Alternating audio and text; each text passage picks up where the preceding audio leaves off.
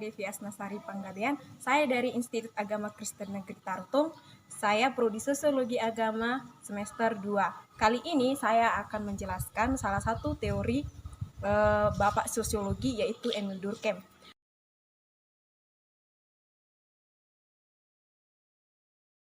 Emil Durkheim merupakan salah satu tokoh sosiologi yang mencetuskan beberapa teori yang kemudian teori tersebut dikembangkan oleh murid Durkheim dan diterapkan ke dalam fenomena-fenomena sosial saat ini. Berikut adalah teori-teorinya. Yang pertama, teori solidaritas atau division of labor in society. Solidaritas mekanis. Solidaritas mekanis dibentuk oleh hukum represif atau pelaku suatu kejahatan atau perilaku yang menyimpang dan terkena hukuman, dan hal itu akan membalas kesadaran kolektif yang dilanggar oleh kejahatan itu, karena mereka cenderung sangat percaya pada moralitas bersama. Apapun pelanggaran terhadap sistem nilai percaya sama tidak akan dinilai main-main oleh setiap individu. Pelanggaran dihukum atas pelanggarannya terhadap sistem moral kolektif. Meskipun pelanggaran terhadap sistem moral hanya pelanggaran kecil, namun mungkin saja akan dihukum dengan hukuman yang berat. Yang kedua adalah solidaritas organik.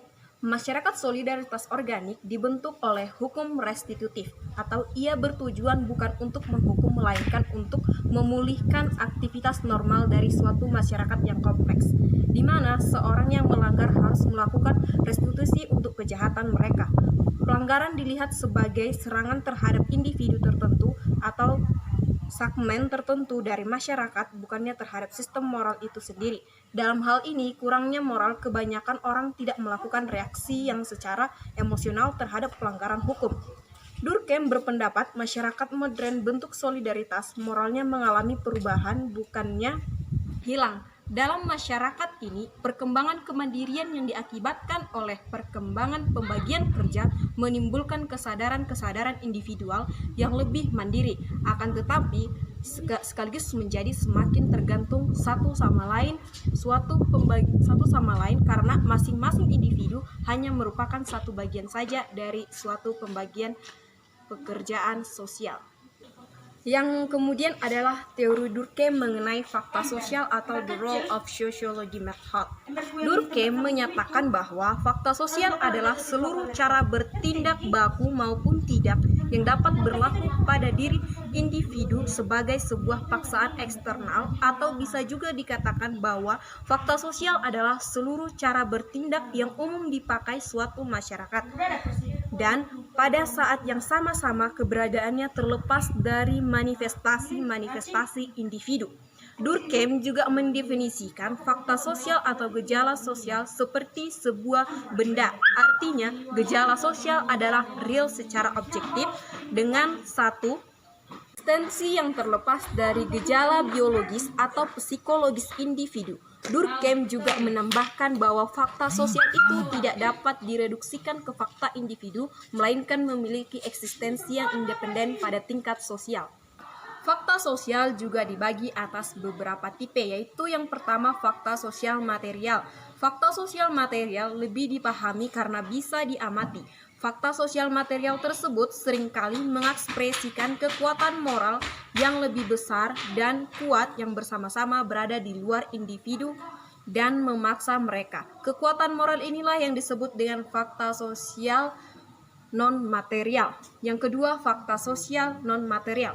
Durkheim mengakui bahwa fakta sosial non-material memiliki batasan tertentu. Ia ada dalam pikiran individu, akan tetapi dia yakin bahwa ketika orang memulai berinteraksi secara sempurna, maka interaksi itu akan mematuhi hukumnya sendiri. Individu masih perlu sebagai satu jenis lapisan bagi fakta sosial non-material, namun bentuk dan isi partikulanya akan ditentukan oleh interaksi dan tidak oleh individu. Oleh karena itu, di dalam karya yang sama, Durkheim menulis bahwa hal-hal yang bersifat sosial hanya bisa teraktualisasi melalui manusia. Mereka adalah produk aktivitas manusia. Durkheim bunuh diri. Durkheim memilih studi bunuh diri karena persoalan ini relatif merupakan fenomena konkret dan spesifik, di mana tersedia data yang bagus cara komparatif.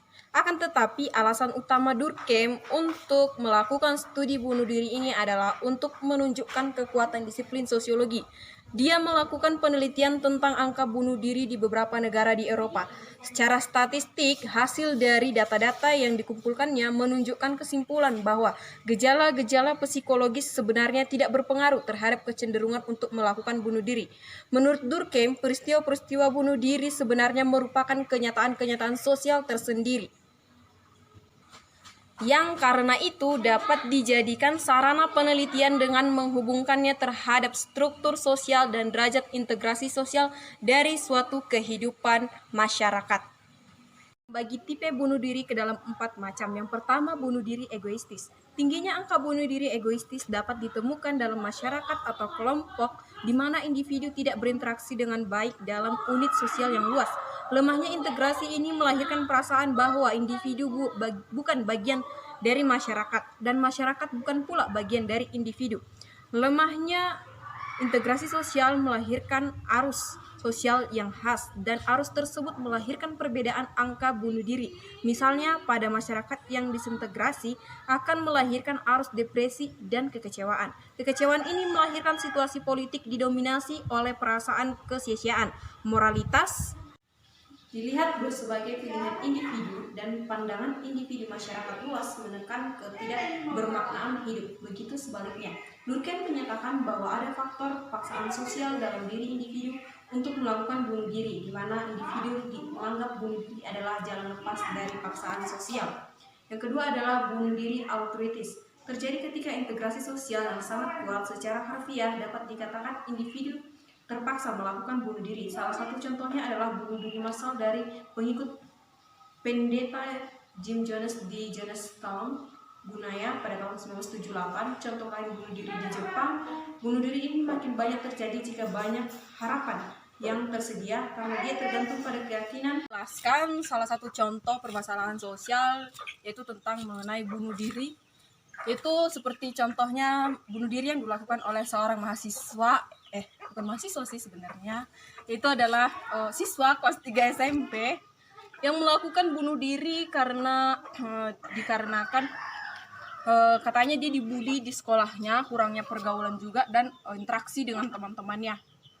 Ada juga yang mengatakan bahwa bunuh diri itu disebabkan karena dia juga putus cinta dengan pacarnya.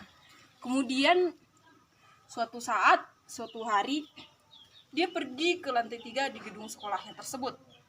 Dari situ dia pergi sendirian, pamit dari kelas tanpa diketahui oleh orang-orang. Dia pergi ke lantai 3. Kemudian dia sampai di lantai 3 tersebut, dia terjun bebas ke bawah.